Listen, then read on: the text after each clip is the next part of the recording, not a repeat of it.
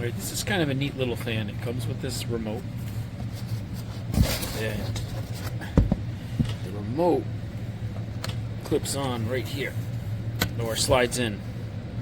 So you shouldn't lose it. It has 4 regular speeds, and then it has a level 5 that sort of pulsates.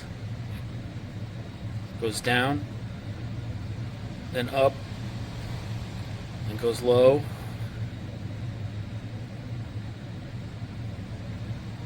Goes back up. It's kind of neat. Of course, the clip, it's pretty strong.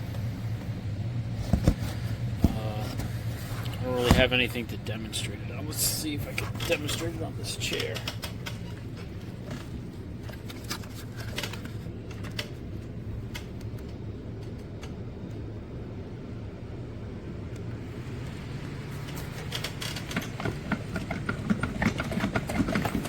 So it stays on pretty good. I would definitely trust this on a stroller, or I don't know, maybe you want a fan for your lawnmower when you're mowing the lawn.